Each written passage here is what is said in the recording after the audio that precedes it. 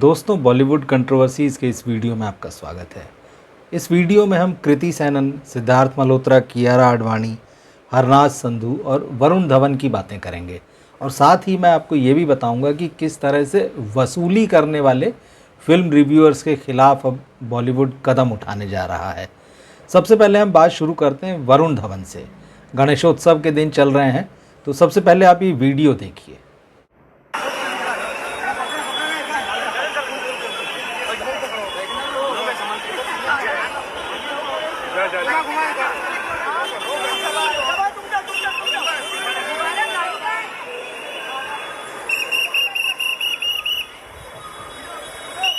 ये वीडियो है मुंबई के लाल बाग के राजा का। वरुण धवन अभी हाल ही में वहाँ पर गणपति के दर्शन करने गए थे और वहाँ से दर्शन करके जब निकले तो भाई लोगों की भीड़ ने उनको जो है घेरना शुरू कर दिया। तो वहाँ पर बहुत सारे पैप्स होते हैं, पेपराजीज होते हैं। सितारों की इन पैप से जान पहचान भी रहती है। तो ऐसे में जब वरुण के पीछे भीड़ लगने लगी तो एक पेपराजी ने उन्हें अपनी बाइक पर लिफ्ट दे दी। वरुण उस पर बैठे और चले गए। बात ये एक तरीके से छोटी सी है, लेकिन जब ये वीडियो सोशल मीडिया में आया तो बहुत सारे लोगों ने वरुण धवन की भी क्लास लगाई और उस पेपराजी की भी। वजह ये कि भाई ट्रैफिक के नियम होते हैं। जब आप इस तरह से टू व्हीलर पर बैठकर जाते हैं, गुजरते हैं, तो आपको हेलमेट लगानी चाहिए नियम के हिसाब से। लेकिन ना तो वरुण ने हेलमेट लगाई थी और ना ही उस पेपराजी ने। तो कई लोगों ने मुंबई पुलिस को भी इस मामले में टैग किया और पूछा कि भाई इनका चालान कब कटेगा। और वरुण धवन को इसलिए भी थोड़ा सा ज़्यादा ट्रोल किया कि भाई आप हीरो हैं, आप एक पब्लिक फिगर हैं और आपको इस तरह से अनुशासनहीनता तो नहीं करना चाहिए, इस तरह से नियम नहीं तोड़ने चाहिए।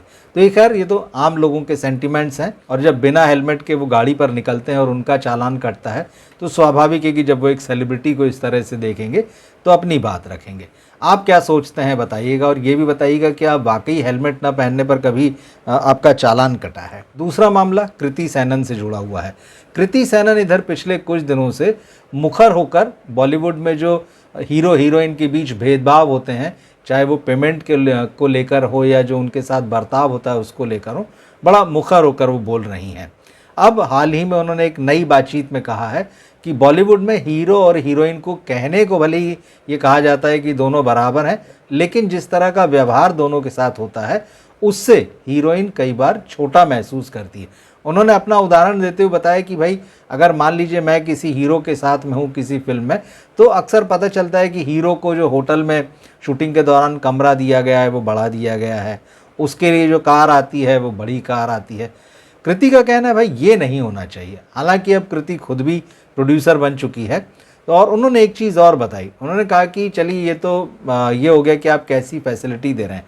उन्होंने कहा शूटिंग के दौरान जब हम लोग सेट पे होते हैं और सेट तैयार होता है, सीन शूट किया जाने वाला होता है, तो जो एडी होता है, असिस्टेंट डायरेक्टर, वो पहले हीरोइन को बुला कर लाता है कि चलिए सेट रेडी है, शॉट रेडी है। हीरो को बाद में बुलाया जाता है जब हीरोइन भी जम जाती। तो उनका कहना है ये तो गलत तरीका है कि हीरोइन आके इंतज़ार कर रही है, उसके बाद में हीरो आएगा। तो इस तरह से जो भेदभाव होता है, तो उनका कहना है कि ये एक्ट्रेसेस को कहीं ना कहीं फील कराता है कि पुरुष होने की वजह से हीरो को ज़्यादा तवज्जो दी जा रही है। अब ये चीज़ें पुरानी प्रैक्टिस हैं, बॉलीवुड में इसी तरह से चलता आया है, लेकिन अब बहुत हद तक चीज़ें बदल गई हैं। लेकिन हाँ, ये एक माइंडसेट है जिसको बदलने की ज़रूरत है और कृति सैनन लगातार इस बारे में बात कर रही हैं और भी एक्ट्रेसेस करती हैं। लेकिन कृति इधर पिछले 10-15 दिनों में देखा गया है 2-3 बार उन्होंने इस तरह की बातें कही है। तीसरी खबर हरनाज संधू से जुड़ी है। आज बागी 4 का तीसरा गाना रिलीज़ हुआ है, यूट्यूब पर आप उसे देख सकते हैं। फिल्म का ट्रेलर 30 तारीख को आया था, 5 तारीख को ये फिल्म रिलीज़ होने वाली है, काफ़ी चर्चाओं में है। और हरनाज संधू वो इस फिल्म से अपना बॉलीवुड डेब्यू करने जा रही हैं। वो विश्व सुंदरी मतलब मिस यूनिवर्स रह चुकी हैं, अब उनकी पहली फिल्म है। उनके ऊपर जो गाना फिल्माया गया है ये मेरा हुस्न, आज ये रिलीज़ हुआ और इसमें वो बीच पर हैं, बिकनी पहनी हुई हैं, काफ़ी ग्लैमरस दिखाया गया है। और जैसा इसके टाइटल से ही समीर अंजान साहब ने गाना लिखा है ये मेरा हुस्न, तो आपको समझ सकते हैं आपकी किस तरह से हीरोइन सेंट्रिक ये गाना है। तो खैर जब ये गाना रिलीज़ हुआ तो सोशल मीडिया में जो सबसे चौंकाने वाला जो रिएक्शन आया वो ये कि लोगों ने इस गाने की तुलना 2023 में आई पठान के बेशरम रंग गाने से कर दी। और लोगों ने कहा भाई ये तो उसी का डुप्लीकेट लग रहा है, एक चीप डुप्लीकेट लग रहा है। कुछ लोगों ने लिखा कि ये सस्ता बेशरम रंग है, कुछ लोगों ने लिखा कि बेशरम 2.0। ये बात साफ है, ओरिजिनलिटी जो है इसमें नहीं दिखी उनको। कई लोगों ने हरनाज को देखकर कहा कि ये तो नई दीपिका पादुकोण लग रही हैं, किसी ने कहा कि ये नेक्स्ट दीपिका पादुकोण है। चलिए नेक्स्ट दीपिका पादुकोण और नई दीपिका पादुकोण तो ठीक है, मगर इस तरह से अगर आपका पहला ही गाना आता है और तुलना हो जाती है तो ये कैरियर के लिहाज से कई बार बहुत ठीक नहीं मानी जाती है। तो अगर ये गाना आपने देखा हो तो बताइएगा ये आपको कैसा लगा और हरनाज संधू आपको कैसी लग रही हैं। फिल्म में वो टाइगर श्रॉफ के साथ में रहेंगी, संजय दत्त के साथ भी उनका ट्रैक है। तो फिल्म आएगी तब हम देखेंगे फिल्म कैसी बनी है। अगली खबर सिद्धार्थ मल्होत्रा और कियारा आडवाणी को लेकर है। दोनों 15 जुलाई को पेरेंट्स बने थे, उनके घर एक बेटी ने जन्म लिया था। और जब नेक्स्ट डे उन्होंने इंस्टाग्राम पर और सोशल मीडिया में ये खबर डाली तो साथ ही कहा था कि भाई आप हमारी प्राइवेसी जो है हमें दीजिएगा। मतलब पेपराजी से कहा गया कि आप तस्वीरें वगैरह ना लें, तो बिल्कुल हुआ वैसी। लेकिन अभी अचानक एक तस्वीर जो है, बल्कि 2 तस्वीरें सोशल मीडिया में आ गई, जिसमें कियारा की गोद में एक बच्ची है जिसकी तरफ सिद्धार्थ जो है बड़े प्यार से देख रहे हैं, और एक तस्वीर में वो बच्ची उनकी गोद में ही है। अब इसके बाद ये कहा जाने लगा कि क्या दोनों की तस्वीर लीक हो गई है, मगर बाद में ये पता चला कि ये उनकी रियल पिक्चर्स नहीं है बल्कि AI से क्रिएट किया गया है। अब ये AI एक नया खतरा है।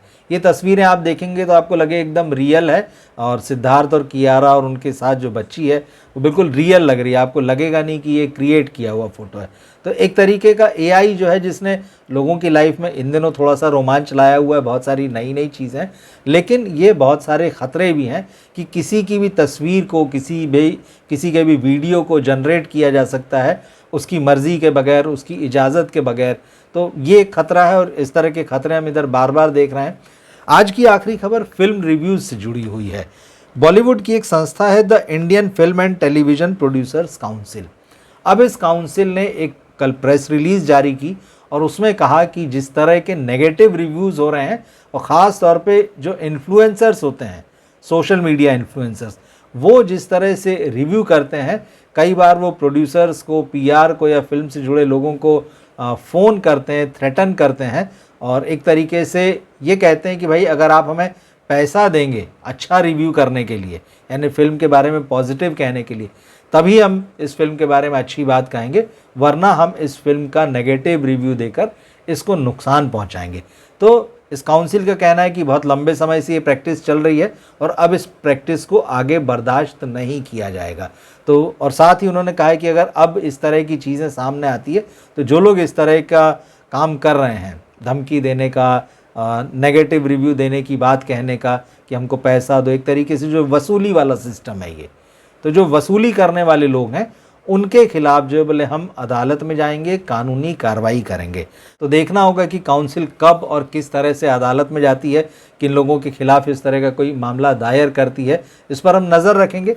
बॉलीवुड के रिव्यूज़ आजकल बहुत इंपॉर्टेंट हो गए हैं। फिल्मों के जो वेब सीरीज़ों के जो रिव्यू आते हैं बहुत सारे लोग देखते हैं, और निश्चित रूप से पहले सिर्फ एक मीडिया था, लेकिन अब सोशल मीडिया आया और उसमें जो इन्फ्लुएंसर्स आ गए हैं, मिलियंस में उनके फॉलोअर होते हैं और उनकी बात बहुत सारे लोग सुनते हैं, और जब वो नेगेटिव रिव्यू देते हैं किसी फिल्म के बारे में तो कई बार ये भी माना जाता है कि उनका असर पड़ता है। हालांकि पर्सनली मेरा ये मानना है कि चाहे मैं हूँ या कोई भी हो, रिव्यू सुन के भले ही एक ओपिनियन ज़रूर बना लें, मगर फिल्म देखना होती है तो देखते हैं और नहीं देखना होती है तो नहीं देखते हैं। आप क्या सोचते हैं इस मामले में ज़रूर बताइएगा।